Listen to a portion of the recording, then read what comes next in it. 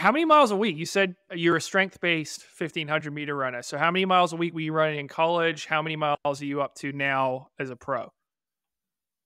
Yeah, so college, I pretty much peaked out at like 80 and like cross, but was kind of definitely more in the 70s for most of it.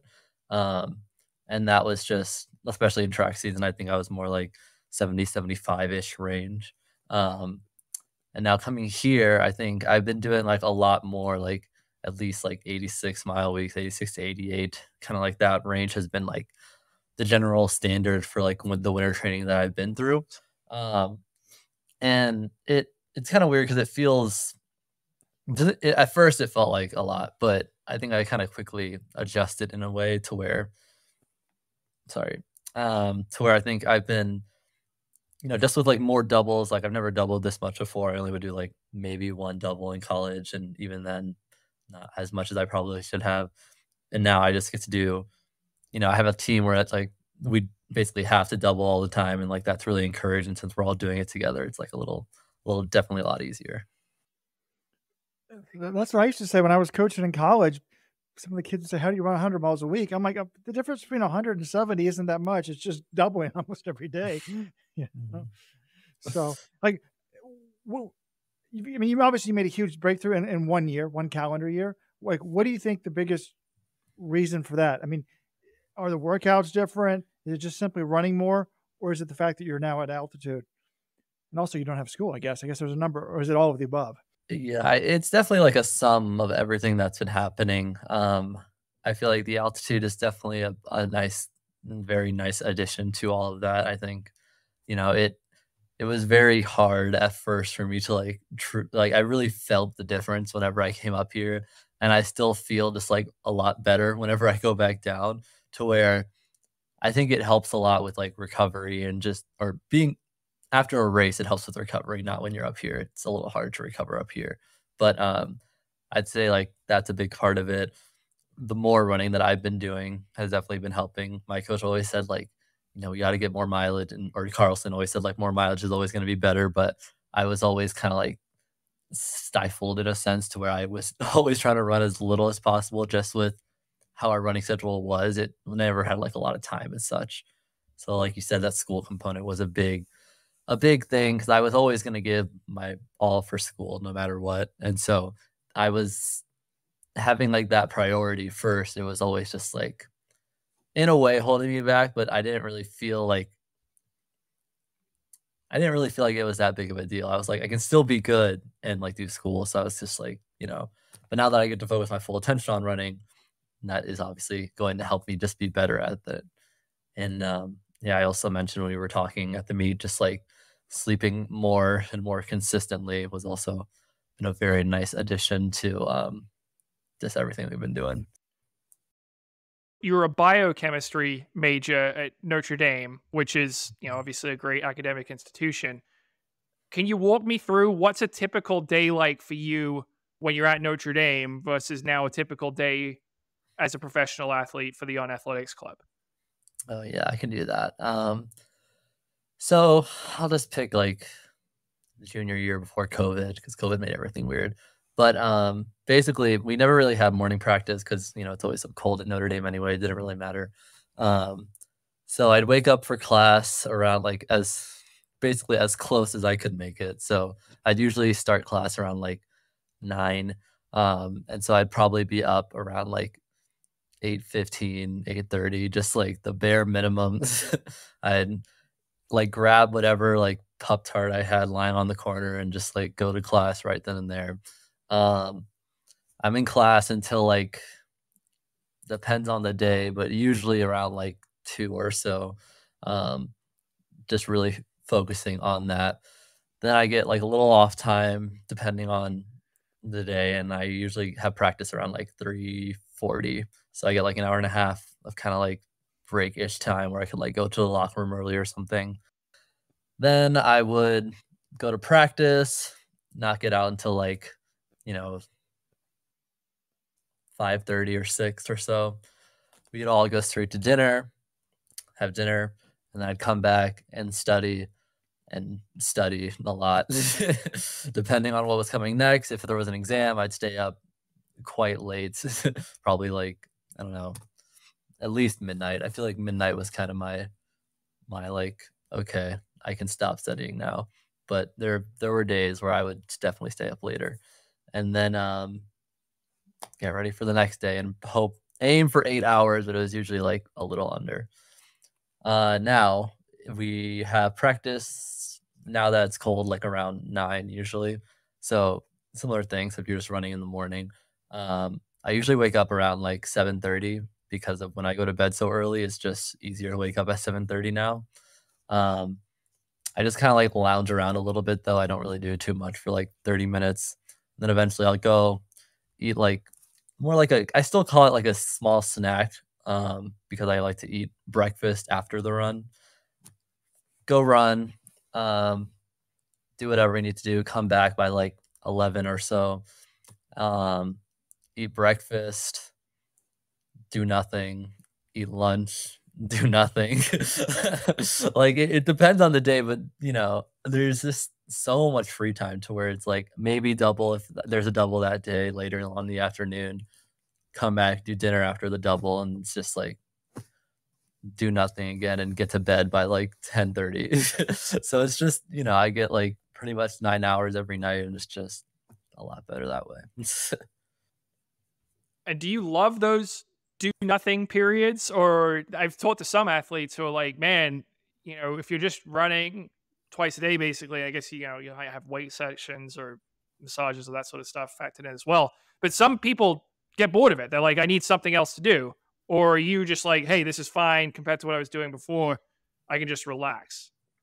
No, I think it's fine. I think I mean I do things, but there's nothing to do is what I've always pictured in my head. So it's like I might play video games, I might read, I might draw, I might do whatever, but it's just like overall there's not like a set schedule anymore. So, I might have one thing to do later on in the day for like an hour, but like, it's not as strict as it was before, and it gives me a lot of time to just like, nap, sit around, recover, just enjoy living, I guess. So I really like it. I don't think I'll really get bored of it anytime soon.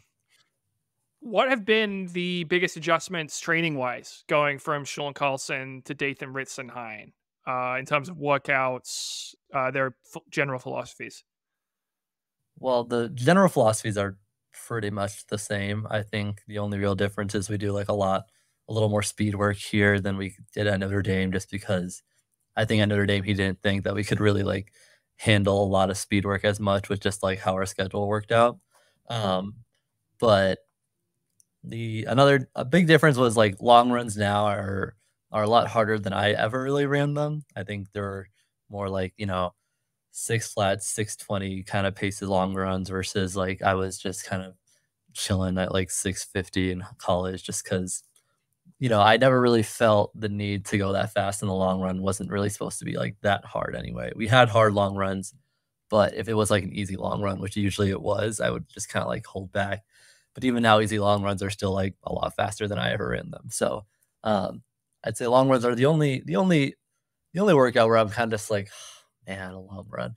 But other than that, I'd say, we still do like the same kind of threshold work and then like some speed work mixed in every now and then. So it all just feels very similar, other than like doubles and like altitude was very hard for like the first month, just kind of getting used to that. But eventually I was able to kind of adjust and now it feels mostly normal. Yeah. I was wondering when you were coming out of college, like, I mean, I was kind of worried when you went back to the Olympic. You made the Olympic team, but then you went back to Notre Dame, and NCAA cross country doesn't go well. You set the collegiate record in the 3,000, but then you get hurt and don't run outdoors. And I was wondering, I hope this guy didn't lose a lot of money for doing something I thought was really cool, like staying in Notre Dame, trying to win a national title in cross country, etc. But did you have a lot of offers coming out of Notre Dame, or what made what? And was one of the reasons why you chose on because the training was similar? Or explain how that process went through your head. Yeah, I mean, I think last year was a very interesting year. I didn't really feel like I was kind of ready to go pro at that time, just with how everything like shook out at the end of the season.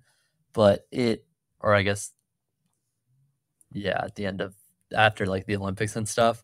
So I was very just like I was kind of being told like, your offers aren't really going to change, and they didn't really change that much from what they were before to what they were now, despite like how my season went. I think like overall, I just expected more from that season as a whole, but just like with how things kept coming back up again and all that stuff, it was it was just like it was very difficult in my mind. But like I think the company that I was looking at was like, it's still like Yared, he's still the same person, and he's still gonna like be really good, which is really nice. So I was happy that all the companies were like patient and was really all ready to wait for me and stuff.